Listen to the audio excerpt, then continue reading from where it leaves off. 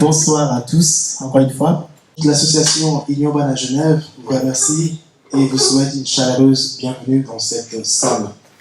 Également, nos remerciements vont à l'endroit, nos remerciements le plus sincères vont à l'endroit des intervenants qui sont là devant nous. Je vais devoir le citer nominément un par un. Alors, Cédric Bonga, basketteur, en activité ou pas? Toujours en activité, voilà.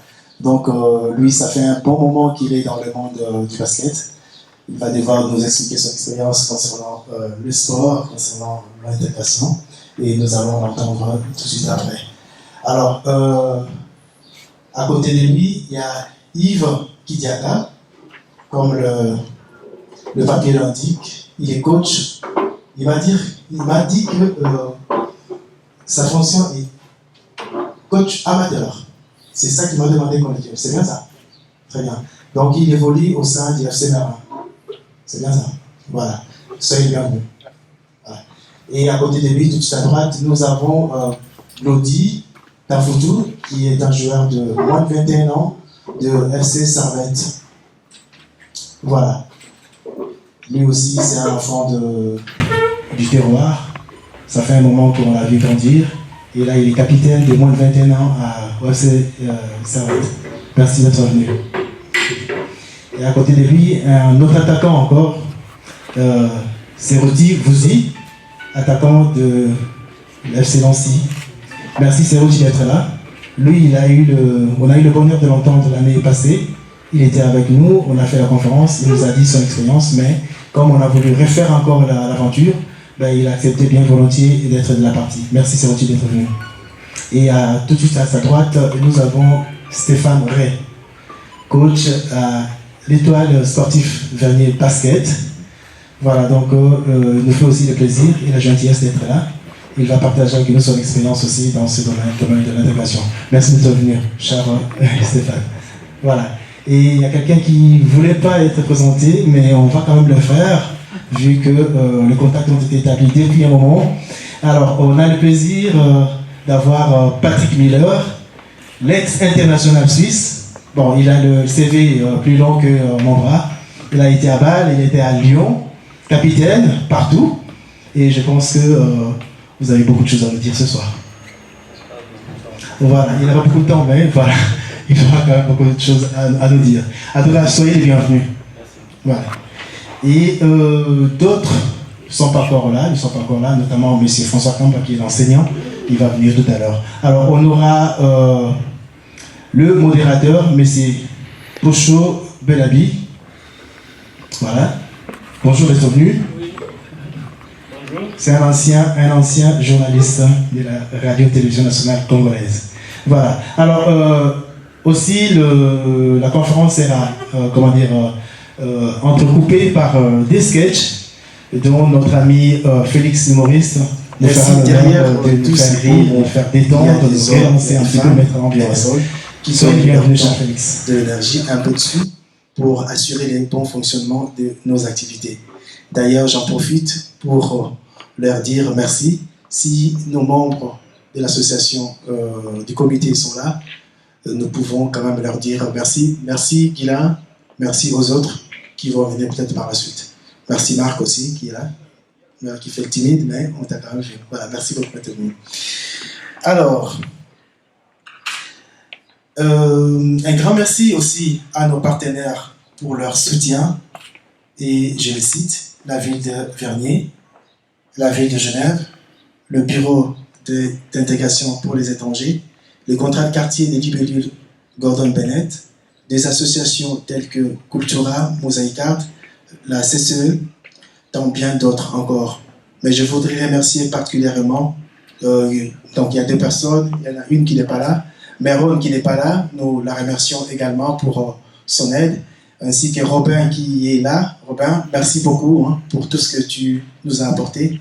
Et sans peut-être votre participation, il y a aussi Aurélien qui nous a aidé à organiser en fait, cette conférence. Donc merci du fond du cœur au nom de toute l'association. Voilà. Alors, nous sommes là pour réfléchir. Alors, quels sont les effets de la pratique footballistique dans les familles migrantes? Un élément de succès ou une cause d'échec ou de déception? Avant donc d'inviter Félix pour un sketch, je m'en vais juste vous lire une citation de Jean-Jacques Goldman qui dit ceci: « Je marche parce que l'éducation marche mal. Je marche parce que trop de parents reculent. Je marche parce que l'intégration boite. Et je marche parce que je dois avancer. » Je vais quand même vous le faire connaître. Effectivement, aujourd'hui, nous parlons d'intégration. Nous avons, enfin, je suis parmi ceux qui ont vu arriver Félix. Félix a réussi son intégration par le rire. C'est notre marathonnier des rires, en tout cas. Et il a construit des performances, on peut dire sportives, même si c'est pour les rires ou l'humour. Et il va partager avec nous cela. Et je vous demande, en tout cas, avant qu'il ne parte, de l'applaudir très, très, très fort. Félix, allez.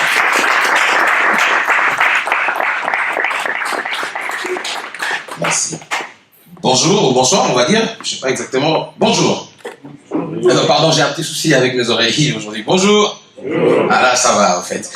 Dès que j'arrive quelque part, en fait, par tradition, quand on me présente comme humoriste, je suis obligé de vous demander d'applaudir. C'est très important et je vous dirai pourquoi. Applaudissez un tout petit peu seulement. Voilà, merci. Ça, c'est pour les applaudissements. Et par contre, essayez de rigoler parce que je suis obligé de prouver ma présence ici et de justifier mon passage. Sinon, je risque de ne plus être invité. Donc, forcez-vous de rire même si c'est pas drôle. Mais avec plus de conviction, pas ça. Ah voilà, ça va beaucoup mieux. Je sais que je suis à Genève. Ce que j'apprécie avec les Genevois, enfin les Suisses en général, les Genevois en particulier, c'est le charisme. Même en rigolant, ils font du charisme. Et surtout quand les Genevois en question est black, c'est encore bien. Le même black, en Afrique, quand il vient rigoler, il éclate. Quand il arrive ici, et il rajoute une phrase. Qu'est-ce qu'il est drôle celui-là. Pas mal, j'aime bien, ça prouve qu'on s'intègre. Mais là, on s'intègre. En fait, on demande aux Africains de s'intégrer, c'est quelque chose d'extraordinaire. Mais j'ai l'impression que les Africains de Suisse ont réussi à faire le contraire. En fait, ils ont intégré leur façon de faire aux Blancs d'ici.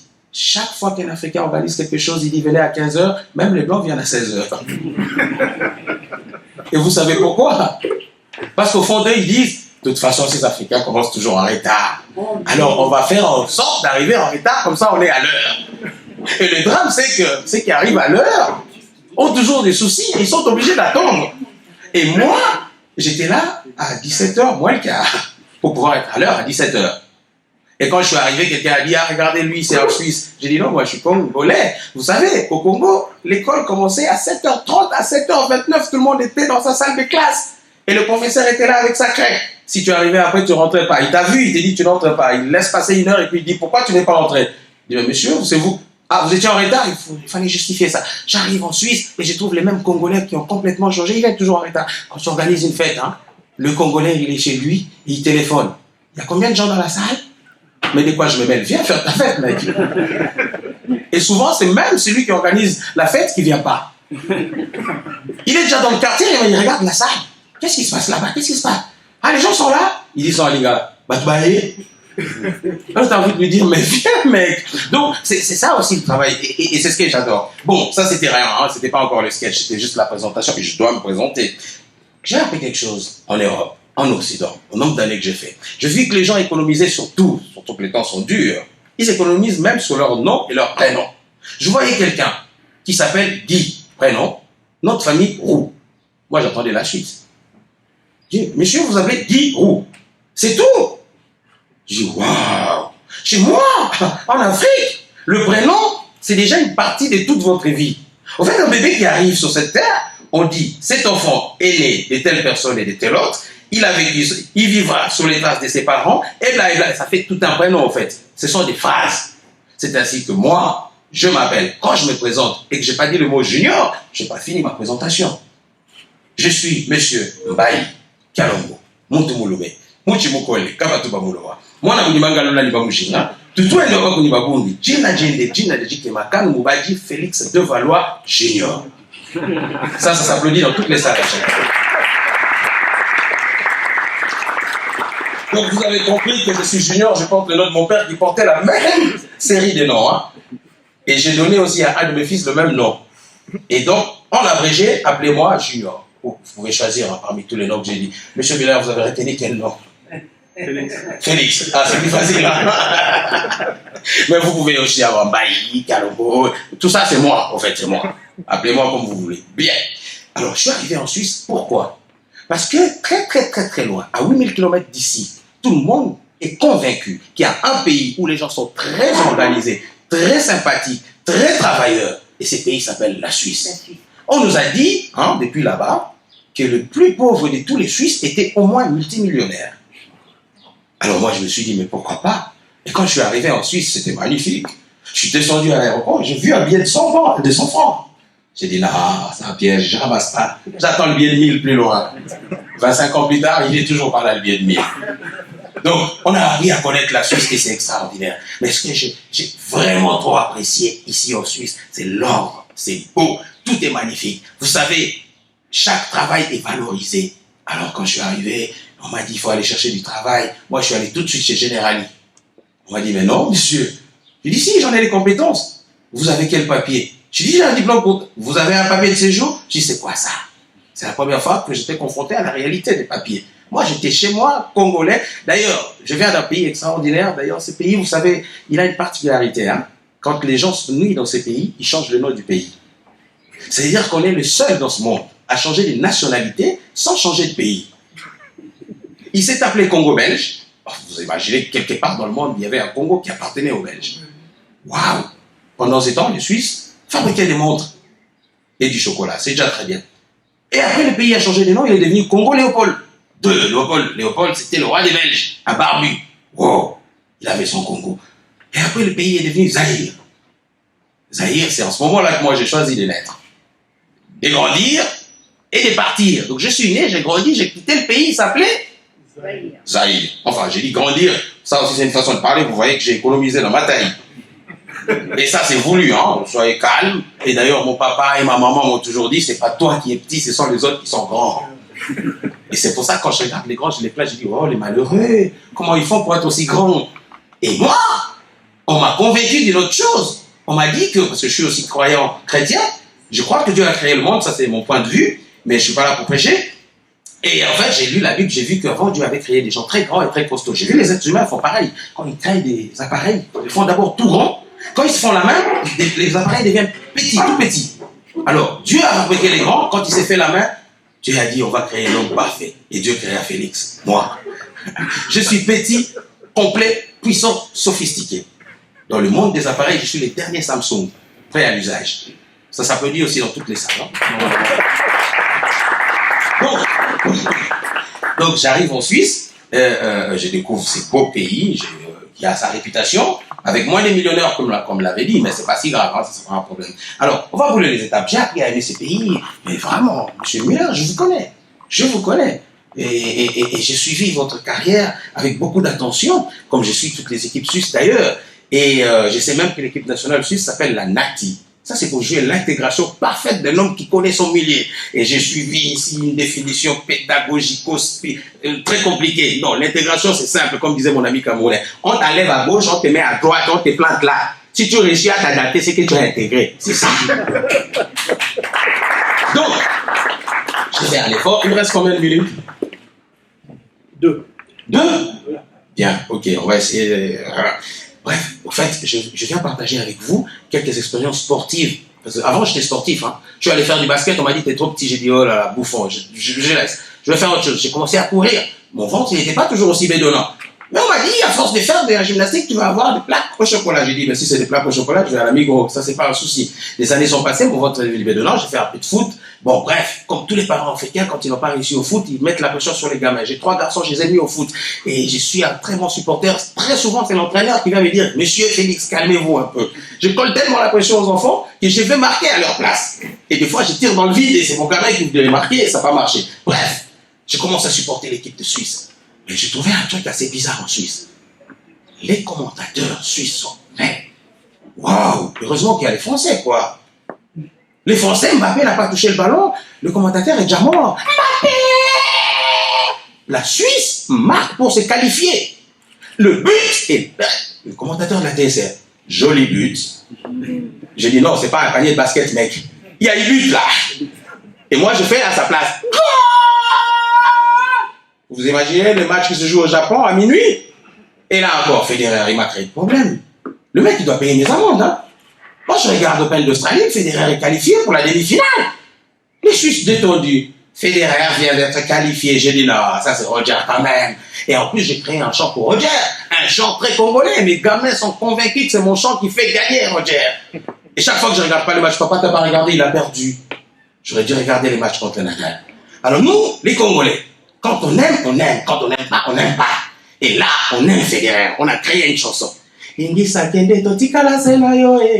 Roger Federer, on lui demande de briller et de ne pas nous faire la honte. Et quand il attend ça, Federer, les ondes à la télé, et il gagne. Dans son, moi je m'élève et je commence à crier. Roger! Et en haut, c'est bientôt fini. J'ai dit non mec, ça vient de commencer la fête. Roger, come on boy! 2 minutes après, ding dong, je vais ouvrir la police. J'ai dit, ah, vous avez compris, venez fêter avec nous. C'est là où j'ai eu 200 balles d'amende pour Vakam Nortung. Depuis, j'essaie d'être très suisse et très congolais. Je me limite juste à regarder les matchs sans commenter. Merci.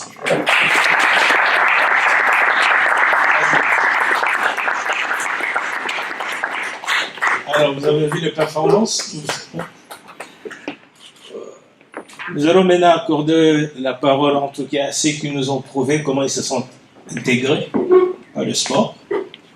Alors, je vais commencer par quelqu'un qui m'a créé pas mal d'anecdotes. Il s'appelle Patrick Muller. Je l'aimais, et après, il m'arrivait de ne le pas aimer. Et je vais vous l'expliquer. Quand il était joueur à Servette, je l'aimais. Quand il était joueur à Bâle, je l'aimais. Il va à Lyon, je les déteste. Pourquoi? Parce que moi, j'aimais Paris Saint-Germain. Alors voilà quelqu'un qui, pendant au moins 4 ans, qui a fait rater à Paris Saint-Germain les titres des champions. Pourquoi? Parce que le Paris Saint-Germain, à l'époque, comptait beaucoup de marqués par corner. Et comme ils élevaient chaque fois le ballon, on s'attendait, on sait qu'il est bon, qu'il y ait Georges Weah qui arrive et qui donne la tête. Et celui qui surgissait tout le temps pour dégager le ballon, c'était Patrick Muller. Alors, il va nous expliquer aujourd'hui comment il a été globe-trotter du sport et du football à travers le monde. Et je crois que ça sera un plaisir pour nous. Patrick, à toi.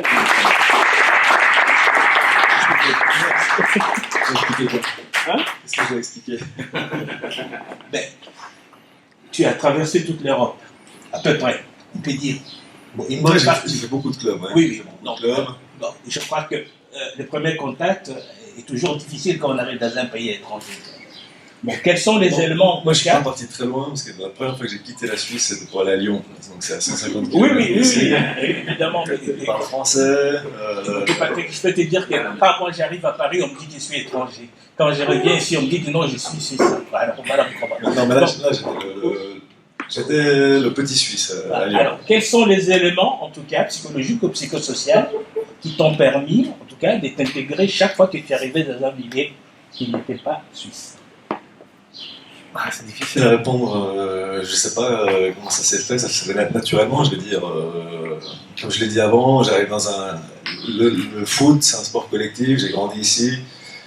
J'ai joué au foot depuis que j'ai l'âge de 5 ans.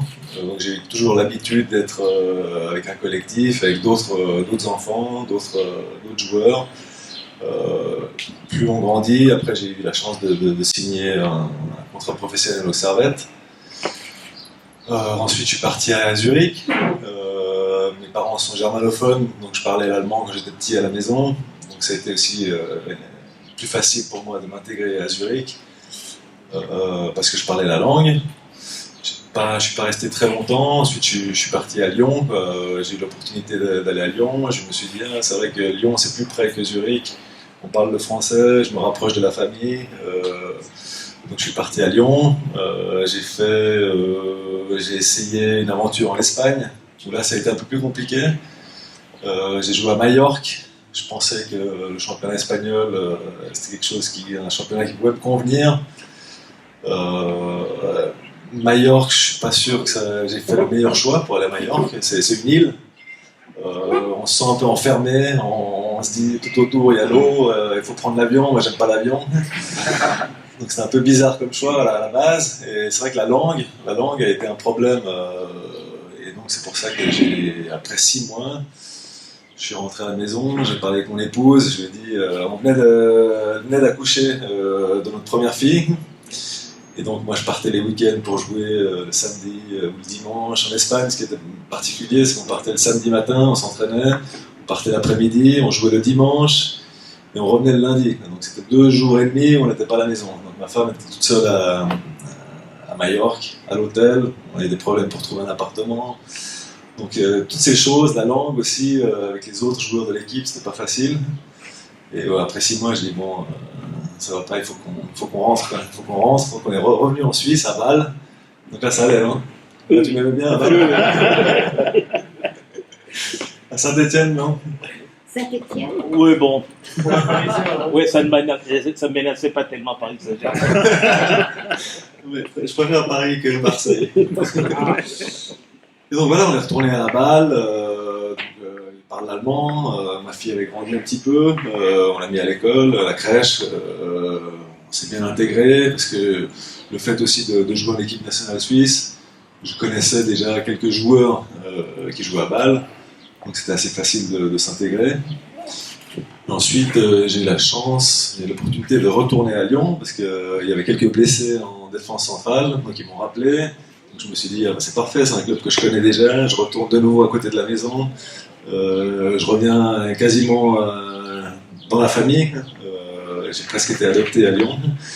Donc voilà, j'ai refait 3 ans là-bas et après j'ai fini à Monaco. Ouais. Monaco pour bien finir, au bord de la mer, bien profiter, le soleil. Et après, comme j'étais souvent remplaçant, j'ai joué plus beaucoup. Voilà, j'avais une petite blessure, mais c'est pas la raison principale. Je me suis dit, voilà, il faut que j'arrête le foot. Je crois qu'il y a un moment pour tout. On va rentrer en Suisse, on va revenir ici, on va revenir à Genève. C'est là où j'ai grandi, c'est là où j'ai la famille, c'est là où j'ai les amis. Des amis italiens, espagnols, portugais, congolais, camerounais. Donc voilà, le parcours, je ne sais pas si ça répond vraiment à la question, mais... Ouais, moi, évidemment, je crois que... Il y a peut-être dans la salle des gens qui aimeraient bien te poser quelques questions, pour voir. Il y a quelqu'un qui aimerait poser quelques questions? Bon, on ne va pas tellement faire circuler les micros parce qu'on n'en a qu'un seul, mais... J'étais assez Ouais. clair. Oui, Félix, c'est tout. Moi, ma question là, en fait, la vie d'un footballeur, surtout, il y a un moment où on atteint l'apogée, je crois que c'était Lyon ou Basel, et un moment, à partir de quel moment où tu sens, je vais te tutoyer, à partir de quel moment où tu sens qu'il faut arrêter, les téléphones ne sonnent plus, on ne propose plus les choses? Comme je le disais avant, en fait, quand j'ai fini à Monaco, j'avais 34 ans. La moyenne d'un joueur de foot, c'est 37, 38 ans, je sais pas, il est jeune encore, il a encore beaucoup d'années devant lui. Un peu moins. Mais moi j'ai eu cette blessure-là, j'ai essayé de revenir, c'était difficile pour revenir, ça m'a pris en tout cas 9 mois, pour revenir à 100% de mes capacités physiques. Et comme je jouais plus beaucoup, j'étais souvent remplaçant, et après il y a les jeunes qui arrivent aussi derrière, qui ont 20 ans, 21 ans, qui sont plus athlétiques, qui vont plus vite. C'était pas ma qualité première, la vitesse. Donc au bout d'un moment, à Lyon, à la fin à Lyon, je jouais pas beaucoup. Je suis parti à Monaco, je jouais pas beaucoup. On m'a dit reviens à Genève aux Servettes. Je dis est-ce que je suis vraiment encore motivé pour revenir jouer aux Servettes, alors que justement il y a des jeunes qui sont là, qui ont envie de jouer, peut-être plus que moi. Donc je me suis dit, ça vaut pas la peine de prendre la place d'un jeune parce que j'ai eu une expérience de 15 ans dans le foot. Je vais peut-être lui prendre sa place à lui, alors qu'il mériterait plus que moi de jouer. Et donc voilà, je me suis dit, de toute façon, j'avais l'opportunité de partir en Amérique, à Washington, DC United. Et je me suis dit, bon, comme je vous ai dit avant, j'aime pas trop l'avion. Donc on est aux États-Unis, ils jouent à côte est, côte ouest, il y a beaucoup de voyages, de nouveau avec les enfants. Je me suis dit non, j'ai l'opportunité d'aller en Grèce à la fin de ma carrière. Et je me suis dit non, un jour il faut arrêter, quoi. Ça sert à rien de continuer pour continuer. Si le plaisir est plus là, autant arrêter. Et donc j'étais en fin de contrat à Monaco. Et j'ai dit bon, moi, je reviens à Genève, j'aurais bien voulu intégrer l'équipe du Servette dans le staff. Pas en tant que joueur. Aujourd'hui, je m'occupe un petit peu des défenseurs, des juniors au Servette une fois par semaine. Donc voilà.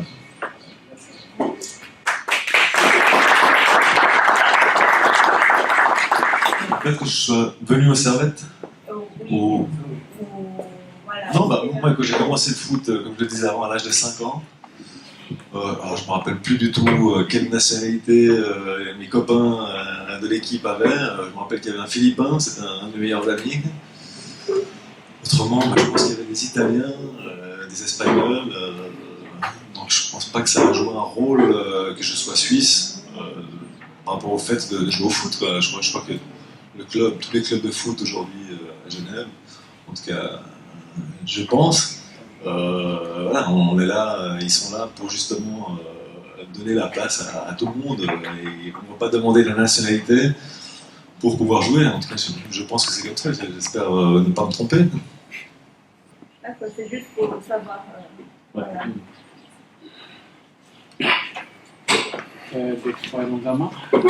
Moi, je vais demander une chose en ce qui concerne d'abord la structure qui vous a permis de pouvoir se sentir à l'aise au niveau du foot et qu'est-ce qui ont été comme motivation et éléments pour vous permettre à vous faire confiance et à suivre le foot comme carrière.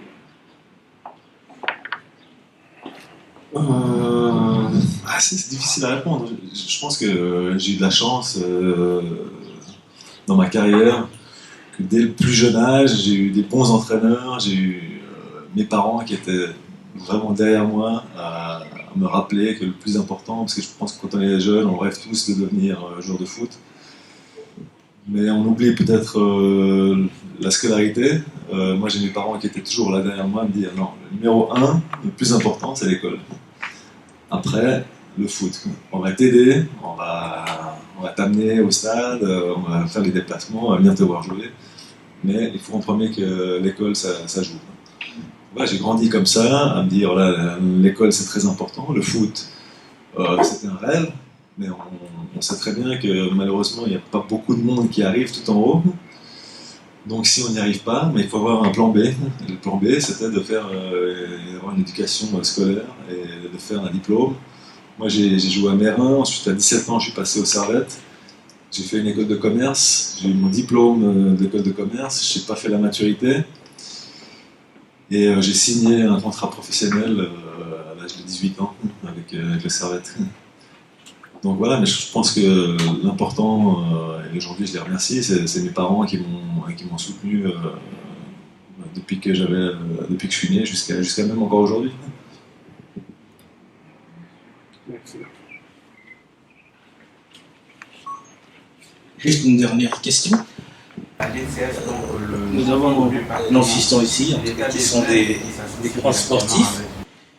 Je souhaite qu'un jour qu'ils partent, en tout cas en tant que grands joueurs dans des équipes étrangères.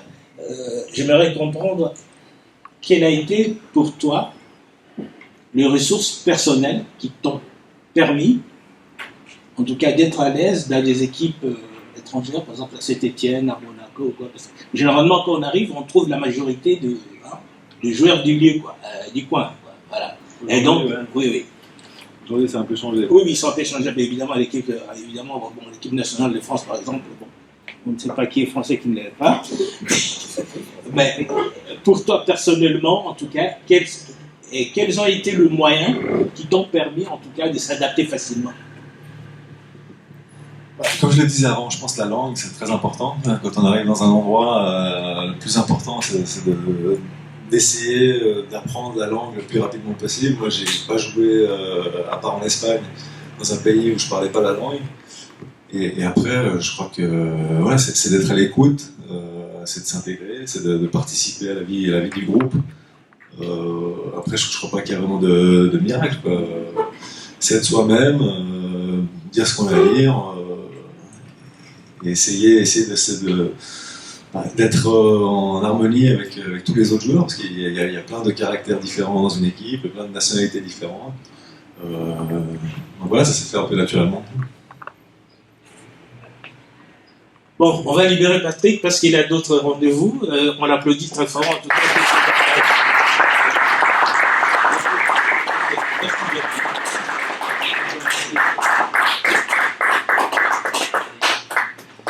Bon, chers amis, nous allons continuer notre soirée. Et là, nous allons attendre Cédric. Cédric va nous dire, en tout cas, quels sont les atouts qui l'ont permis à être le meilleur parmi les meilleurs. Ça, c'est peut-être les atouts physiques, mais il nous dira plutôt des atouts sociaux, en tout cas, qui lui ont permis de s'intégrer dans ces pays sportivement. Alors, à toi, Cédric, ton témoignage. Bonjour à tous.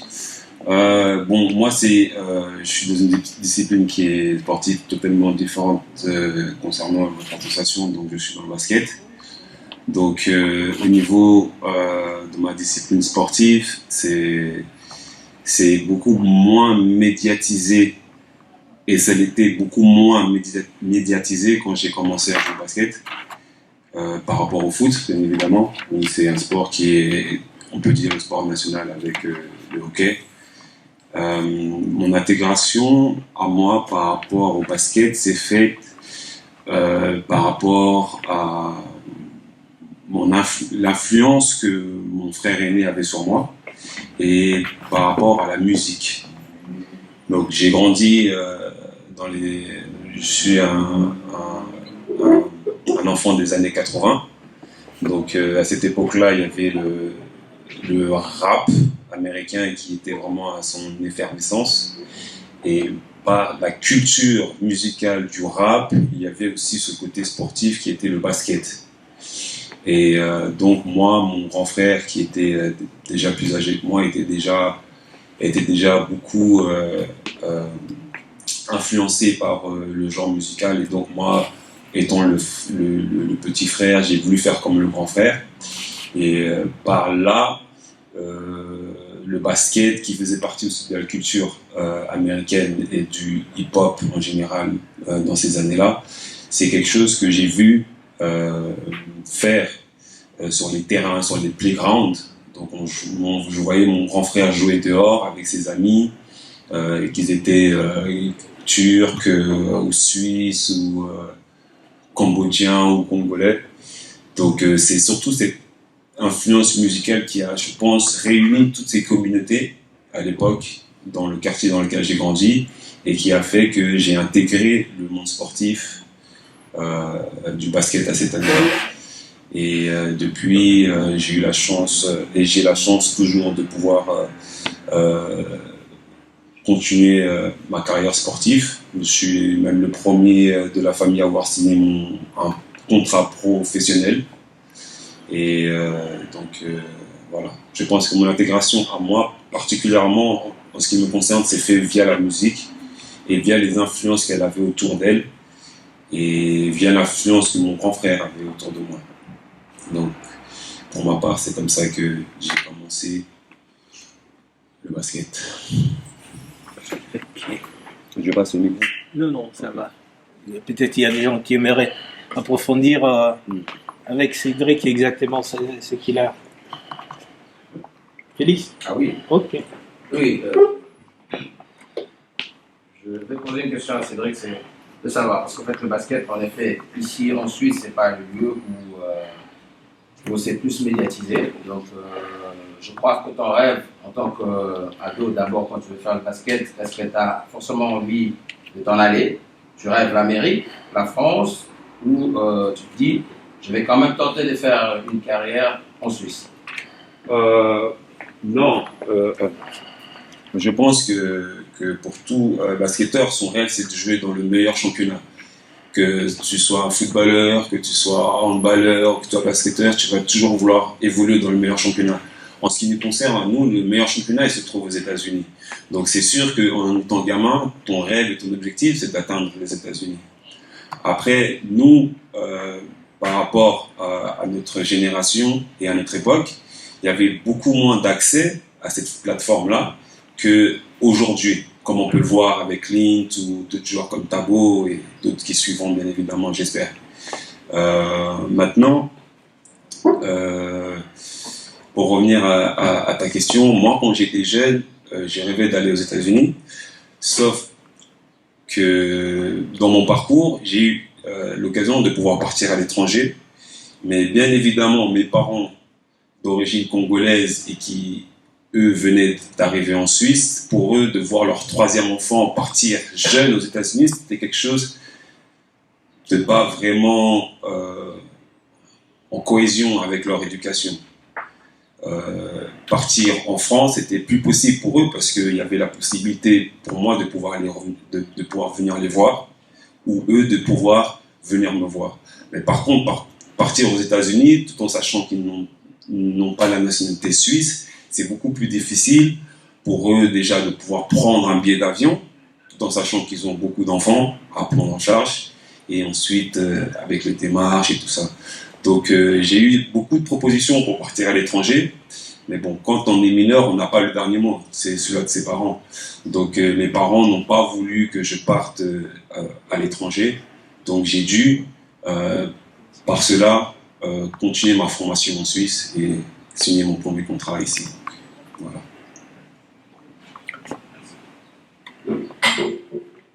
C'est une question. Autre question, oui.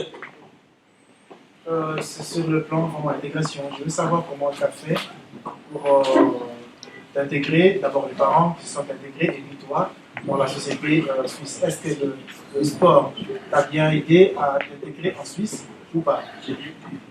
Bien évidemment. En tant qu'enfant d'émigré, c'est plus facile pour nous de partager quelque chose avec d'autres enfants d'autres nationalités. Et de cela, en fait, il y a des liens qui se créent, des amitiés. Voilà, j'avais des copains qui jouaient au basket avec moi et tout d'un coup, ils venaient manger à la maison, donc ils découvraient aussi mon milieu, comme eux, des fois, m'invitaient chez eux, donc j'allais découvrir aussi leur milieu, donc ça a beaucoup facilité mon intégration, bien évidemment, en Suisse. Après, moi, personnellement, je suis un enfant, je suis né sur le territoire suisse, mais étant l'enfant d'un émigré, c'est vrai que ça facilite beaucoup plus quand on fait du sport et qu'on le partage à Genève, je parle de ce que je connais à Genève, avec des enfants d'autres communautés. Donc le sport, pour ma part, ça a été vraiment quelque chose d'important dans l'intégration et dans mon évolution ici en Suisse. Et j'ai posé tout à l'heure à Patrick, ça concerne surtout la question de la structuration. Quand j'aborde la question de la structuration, ça concerne l'État de Genève, qui fait partie de la Confédération suisse. Vous savez que dans l'organisation de l'État de Genève en matière de sport, il y a des institutions qui sont mises en place pour pouvoir venir en aide aux différents sportifs ou des institutions sportives. Est-ce que, dans votre cas, à part l'intégration sociale, avez-vous bénéficié de cette structure où vous vous êtes battu toute seule pour pouvoir sortir avec le moyen de prendre? Dans mon cas personnel, je pense que j'ai eu quand même quelques soutiens. Si c'est pour dire soutien financier, parce que mes parents ont 5 enfants et c'est pas facile pour eux de pouvoir payer, par exemple, la cotisation dans un club. Des cotisations qui sont, par exemple, à 320, qui s'élèvent à 320 francs suisses. Ces 320 francs suisses, si les 5 enfants font du sport, quoi qu'elles sont, c'est 320 francs suisses fois 5. Donc, pour ma part, moi qui ai commencé à Chêne, je sais que j'ai pu obtenir une aide financière. Après, je ne sais pas si l'aide a été apportée pour ma part parce que peut-être qu'ils ont vu un certain potentiel et qu'ils se sont dit on va essayer quand même de l'aider à pouvoir s'intégrer sportivement en l'aidant financièrement. Ça, je ne sais pas exactement. Je ne pourrais pas vous répondre. Moi, je parle vraiment d'une aide sportive. Sportive. Une aide sportive qui fait de sorte qu'on puisse vous accompagner dans votre métier en tant que sportif qui vont en devenir peut-être un sportif professionnel. D'accord. Voilà, c'est dans ce sens-là. D'accord. Alors, au niveau sportif, maintenant, je pense qu'au basket, malheureusement, comme j'ai pu voyager énormément par rapport à ce que je fais, il n'y a pas assez d'accompagnement sportif au niveau des structures. Au basket, comme déjà moi, j'ai commencé dans les années 80, enfin je vais plutôt dire des années 90, il y avait déjà un déficit structurel. Mais avec les moyens du bord que l'association cantonale de basket genevoise avait, j'ai pu, entre guillemets, être accompagné. Parce que je suis passé par des sélections et via les sélections cantonales, on avait quand même un certain suivi. Les joueurs qui étaient sélectionnés étaient plus ou moins suivis par d'autres coachs ou d'autres clubs, entre guillemets. Mais au niveau structure technique, si on veut vraiment rentrer dans la profondeur du sujet, c'est beaucoup plus difficile parce que au niveau des formations, déjà en formation de coach en Suisse, il y a déjà un déficit au niveau technique. C'est-à-dire qu'on était un peu en retard par rapport à d'autres championnats comme l'Espagne ou la France, qui eux ont des centres de formation depuis les années 80. Donc il y a déjà un certain suivi qui est fait déjà très très jeune en France qu'on n'a pas en Suisse au niveau du basket, malheureusement. Mais aujourd'hui, je sais que maintenant, il y a quelques clubs qui ont commencé à avoir ces structures de formation. Parce que nous, on avait vraiment besoin dans les années dans lesquelles on a commencé. Donc, on est un peu en retard. Voilà.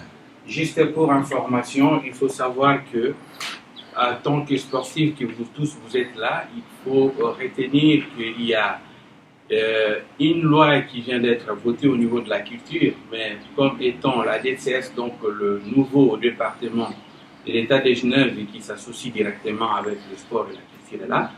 Donc il y a des lois qui vont en amont dans ce sens, ce qui veut dire que vous essayerez d'être organisé pour pouvoir demander des subventions qui vous permettraient pas seulement de vous suivre dans le parcours, mais peut-être vous permettre de sortir même du pays et que vous puissiez bénéficier de ces biens-là.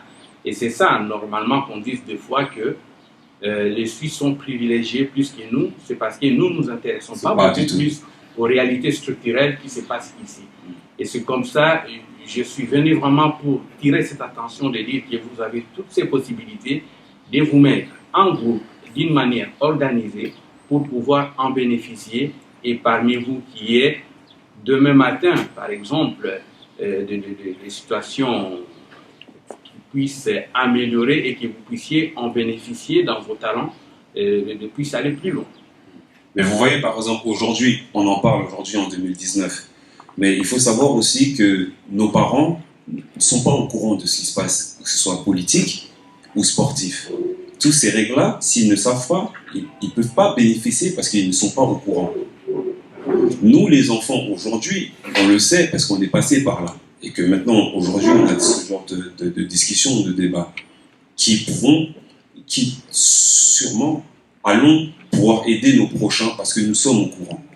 Mais dans les années dans lesquelles moi j'ai commencé à jouer au basket, nos parents n'étaient pas au courant de tout ça.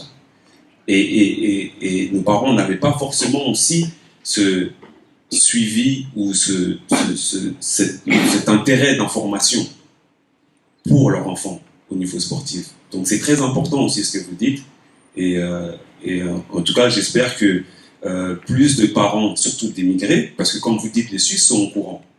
Parce que les Suisses, ce que j'ai remarqué de mon vécu, s'intéressent plus à ce que ce soit au niveau sportif, leurs enfants font au niveau scolaire. Je ne dis pas que les Africains ou les Asiatiques ne s'intéressent pas, mais les Suisses, étant dans leur pays, sont plus au courant de certaines lois, comme vous l'avez dit. Nos parents ne le sont pas. Il y a des lois, il y a des moyens, parce qu'il y a aussi maintenant qu'on peut parler art, sport, éthique. Voilà. Donc il y a aussi des structures qui sont mises en place, mais c'est vraiment, il y a beaucoup de possibilités pour éviter, parce que la question, c'est la question financière qui pose problème. Et c'est comme ça que j'ai dit qu'il y a des moyens qui sont mis à disposition, mais il faut suivre le parcours. C'est comme ça que j'ai évoqué les mots structure. Très bien. Et c'est à travers ça, mais bon, voilà, je ne peux pas retenir le débat là-dessus, mais il faut savoir qu'il y a des solutions pour des questions qui vous permettraient, un jour ou l'autre, pour le jeune qui vient donc derrière vous, de pouvoir aller de l'avant. Mais il faut toujours une question qui est simple, c'est de poser des questions. Information. Toutes les questions qui vous viennent dans la tête pour pouvoir accéder aux réalités que vous ne pouvez pas en savoir tout de suite. Ok, Ouais, très bien. Merci beaucoup. merci bien, c'est vrai. En tout cas, merci. Oui. Une question? Alors, on va faire comme ça. Normalement, on a oublié d'annoncer le timing. Chaque intervenant, en tout cas, essayons d'être concis, 5 minutes par chacun, ça sera mieux. Et puis bon, on évitera en tout cas que les échanges ne soient pas des dialogues entre l'intervenant et puis celui qui pose la question. Vas-y. Il y a une organisation qui s'occupe de tout ce qu'il fallait faire, par exemple, sortir la carrière des normes de l'individu. Moi, j'ai dit que je ne crois pas trop, parce que nous, à chaque fois, on a fait des essais, on demandait un peu de subventions, par exemple. Il y a Aide Sport qui existe aujourd'hui, mais on m'a dit qu'on voulait jouer des matchs contre la police. Ils nous ne font que des t-shirts. On ne les a pas vus. On a joué contre l'IFA. On ne les a pas vus. On a joué contre la FIFA. J'ai ramené les photos à messieurs des génètes de sport. Non, c'est pas le sport, c'est lui qui paye les entraîneurs. C'est une maison de Jeunesse Sport. Jeunesse Sport. Monsieur, comment vous faites des choses comme ça sans avertir la fédération? Moi, j'ai dit, je peux avoir une photo. Moi, j'ai dit non, je ne vous donne pas. Pourquoi? Parce que je n'ai pas besoin. Ça reste dans mon affaire. Il m'a dit, quand vous faites des choses comme ça, il faut avertir la fédération. Moi, j'ai dit oui, mais on a fait la demande des sous pour louer deux bis pour aller en Syrie. Personne. Et pour ça, pour demander de l'argent aux joueurs, il faut croire que c'est pour nourrir ta famille. Moi, je dis non. Moi, avec vos copains, on a fermé les ceintures, on a mis notre argent, moi j'ai dit non, pas FIFA. On a même comme une caméraman de photographe. Nous avons donné 1500 voitures, deux voitures 1500. Photographe caméraman 1500. Tout ça, c'est dans nos poches. Personne qui nous a aidés. On est parti voir la maison, à Vieille-Ville, la maison phare. Mais si on n'a pas le budget pour ça, on est resté comme ça. Moi, je donne à personne. Le monsieur m'a cité, il peut avoir une photo, je dis non.